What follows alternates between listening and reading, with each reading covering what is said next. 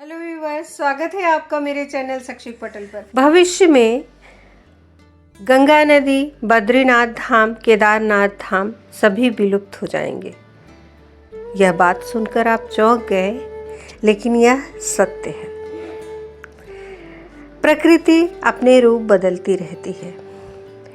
भक्त बद्रीनाथ के दर्शन नहीं कर पाएंगे। पुराणों के अनुसार आने वाले समय में कुछ वर्षों में वर्तमान बद्रीनाथ धाम और केदारेश्वर धाम लुप्त हो जाएंगे और गंगा नदी वापस स्वर्ग में चली जाएंगी।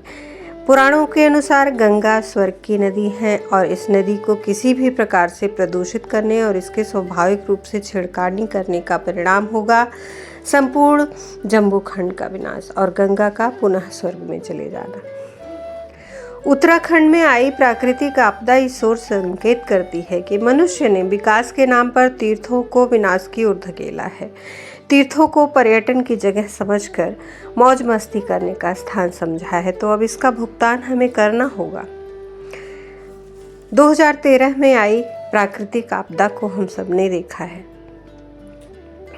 केदारेश्वर और बद्रीनाथ धाम लुप्त हो जाएंगे और वर्षों बाद फिर भविष्य बद्री के नाम से एक नए तीर्थ का उदय होगा। आइए जानते हैं कैसे।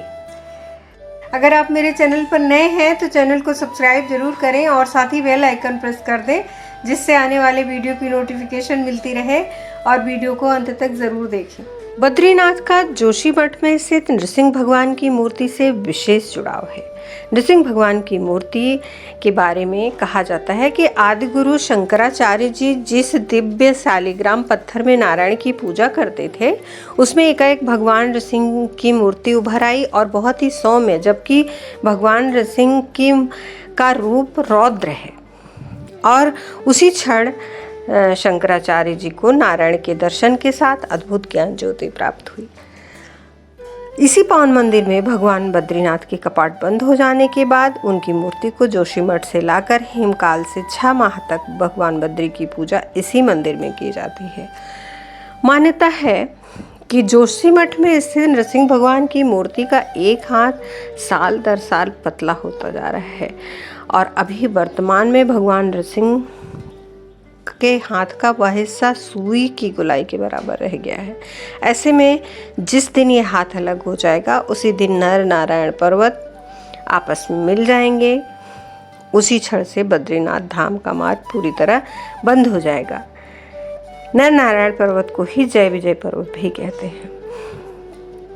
ऐसे में हम आप बद्रीनाथ के दर्शन नहीं कर पाएंगे। पुराणों अनुसार आने वाले कुछ वर्षों में वर्तमान बद्रीनाथ धाम और केदारेश्वर धाम लुप्त हो जाएंगे। वर्षों बाद भविष्य बद्री नाम के नए तीर्थ का उद्भव होगा। इसके बाद भविष्य में बद्रीनाथ भगवान जोशीमठ से 22 किलोमीटर आगे भविष्य बद्री के रूप में प्रकट होकर दर्शन देंगे। लोग बताते हैं कि भविष्य बद्री में एक शिलाखंड पर आश्चर्यजनक रूप से भगवान विष्णु की मूर्ति आकारित हो रही है।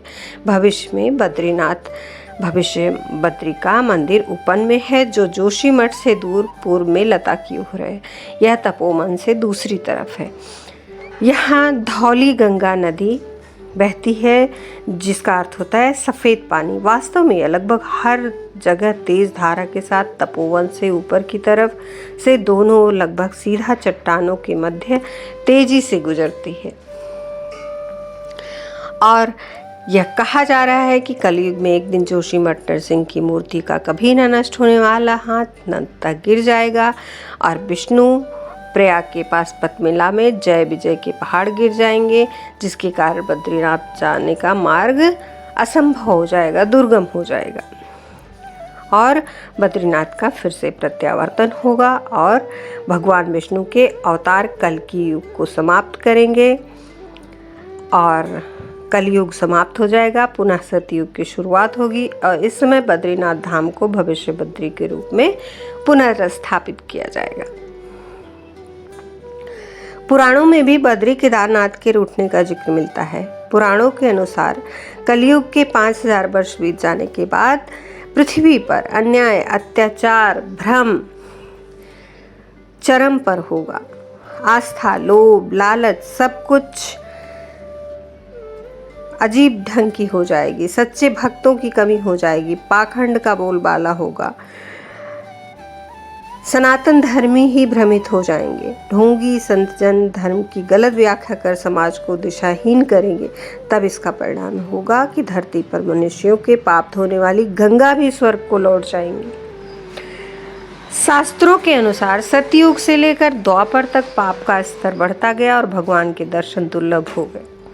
द्वापर के बाद आया कलयुग, जो वर्तमान का युग है, और वर्तमान युग आप देख ही रहे हैं। बद्रीनाथ की कथा के अनुसार तो सतयुग में देवताओं, ऋषियों, मुनियों, साधारण मनुष्यों को भी भगवान विष्णु के साक्षात दर्शन होते थे। इसके बाद आया त्रेता युग। इस युग में भगवान सिर्फ देवताओं, ऋषियों, मुनियों को ही दर्शन देते थे, लेकिन द्वापर युग में विलीन हो गए और कलयुग में तो किसी को भी इनके दर्शन नहीं होते हैं। इसीलिए तो भगवान ने कहा है कि कलयुग में पूजा पाठ जितनी ही अधिक होगी उतना ही अधिक मानव के लिए अच्छा रहेगा। वीडियो को लाइक करें, ज़्यादा से ज़्यादा शेयर करें और अपने बहुमूल्य सुझाव कमेंट बॉक्स में अवश्य दें। धन्यवाद।